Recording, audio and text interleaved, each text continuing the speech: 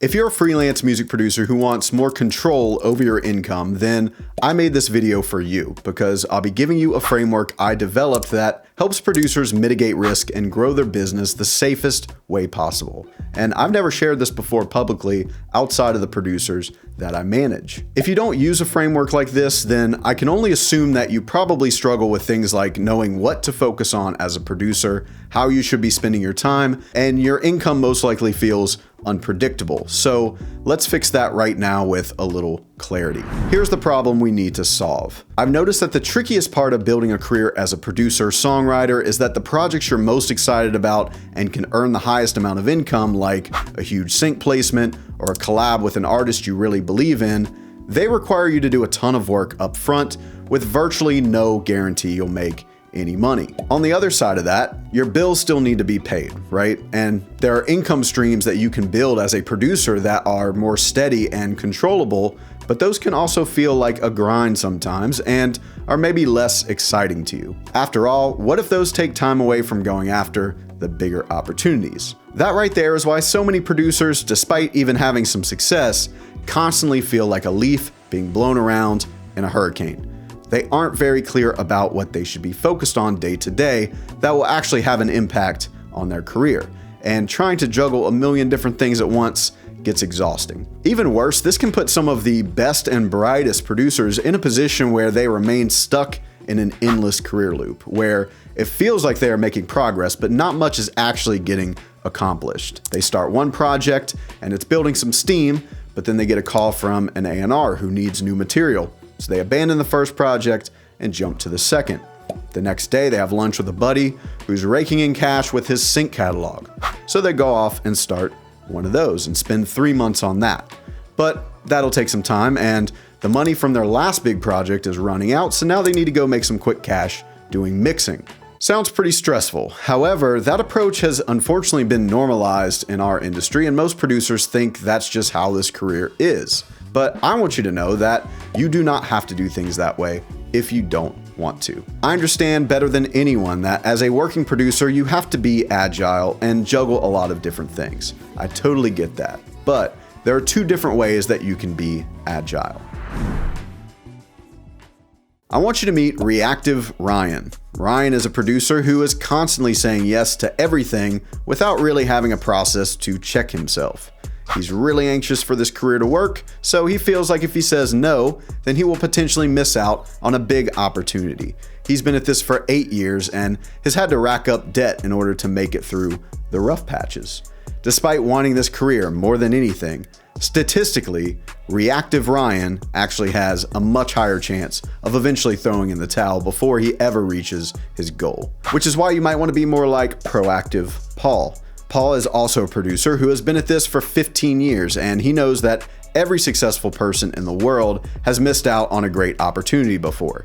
That's part of life, so he doesn't worry too much about it. He understands that totally burning out and having no sense of security is why most producers end up eventually quitting.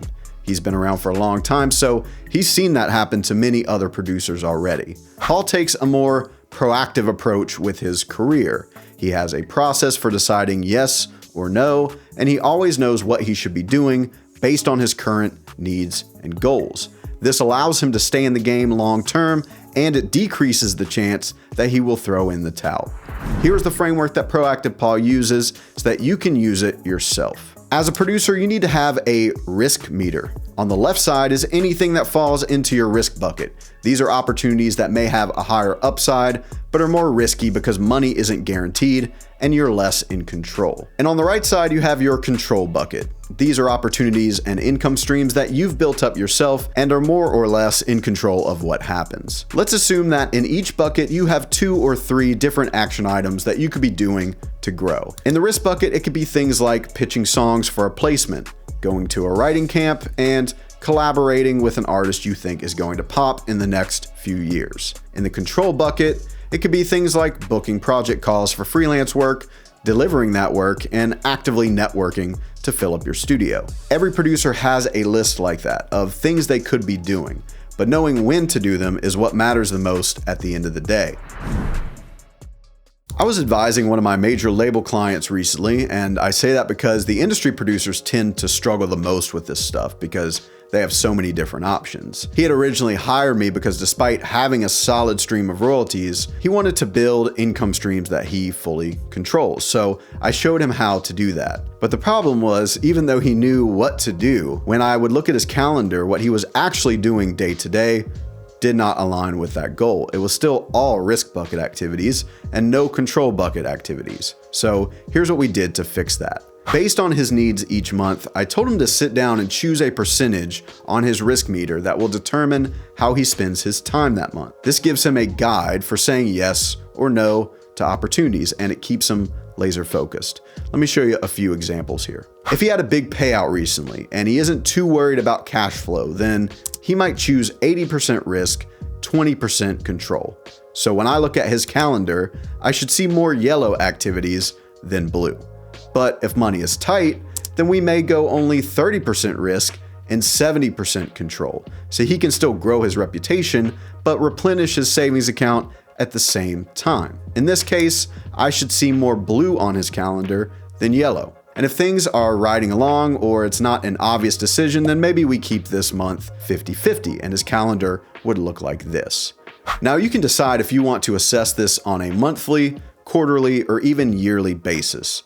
Monthly is more advanced and yearly is best for producers who are just starting their business because they need time to go develop skills. Switching things up every month would actually slow them down in the long run. I don't expect anyone to follow this framework perfectly, but it does allow you to train yourself to become more proactive instead of reactive, which is the safest way to build a career and make money as a music producer. And if you want to be real proactive, then feel free to reach out to my company, Dark Label. We work one-to-one with about 100 producers each year to develop their business. Link is in the description below. And if you click this video hoping that I would give you some magic business model that is 100% safe, then you should watch this next video because I've tested all of the business models and you can see what I discovered.